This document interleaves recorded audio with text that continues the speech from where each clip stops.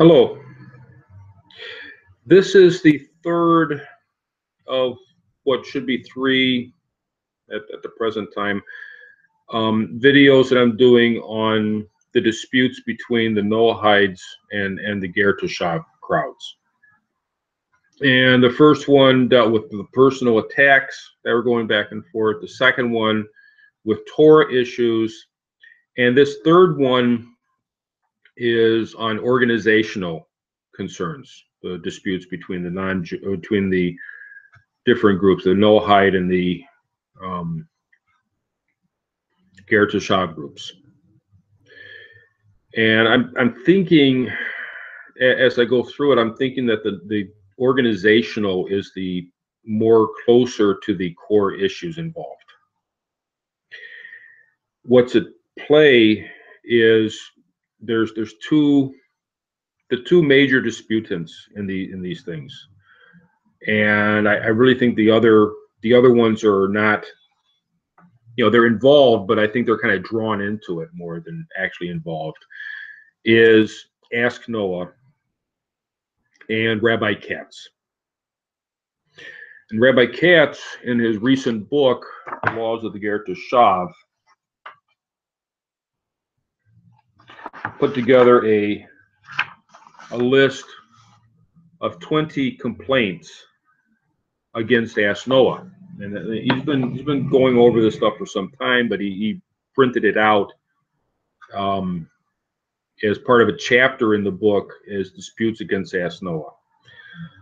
And a lot of it has to do with, his what the perception of the non-Jew who takes on the 7 mitzvahs, what's the person's status, and does that change the halakas regarding that person versus a person that does not take on the 7 mitzvahs? Is there a difference in that status? Is there a difference in the halakas involved with that person? That's the Torah part. But I really think the deeper issue is organizational structure. Ask Noah has been involved with this for some time. They were involved with it at a time when there was a lot of optimism concerning the future of the human race.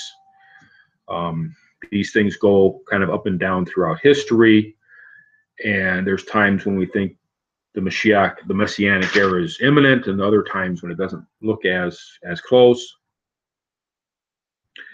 And they developed a lot of organized teaching, such as the Divine Code and other books similar to that. But they're also very structured. And they've recently gotten more structured with their involvement with the Noahide Institute. They've kind of morphed into this group called the Noahide Institute that has grant money that's funding it.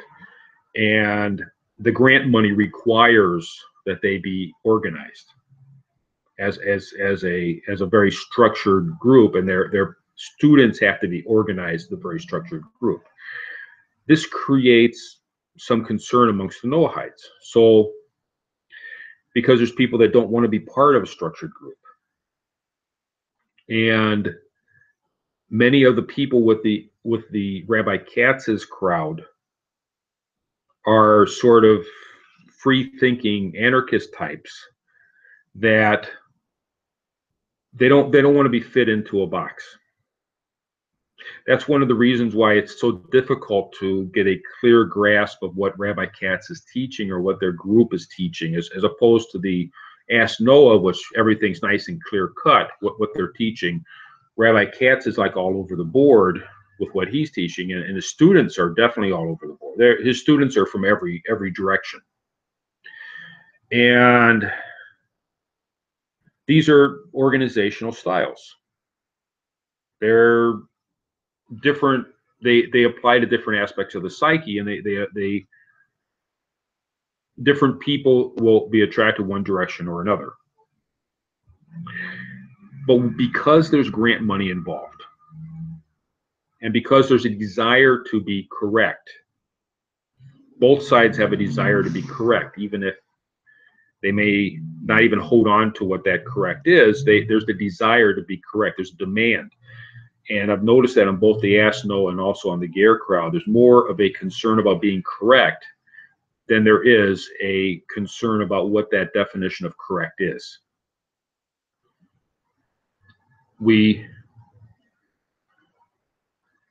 The Ask Noah group is a major threat against the institutional approach of the Noahide Institute. And that I really think is the major, more so than the personal attack. The personal attacks are they're a consequence of the conflicts. And the Torah, I think, is not even necessarily, they're not holding that strong to demanding that they agree on, that they hold to a certain Torah. I think it's more the question of organization.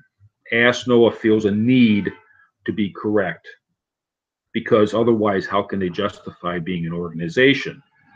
And Rabbi Katz feels a need. He has some psychological need, probably going back to grade school, that he be acknowledged as correct, even though he doesn't have any real grasp of any particular Torah thing that he's going to hold on to. He takes a stand, and then a year later he says, well, I'm no longer taking that stand. Now I'm taking a new stand. So he kind of skips around because he's not bound by the institution, no aspects. He's not bound to any particular thing of Torah. He kind of skips around.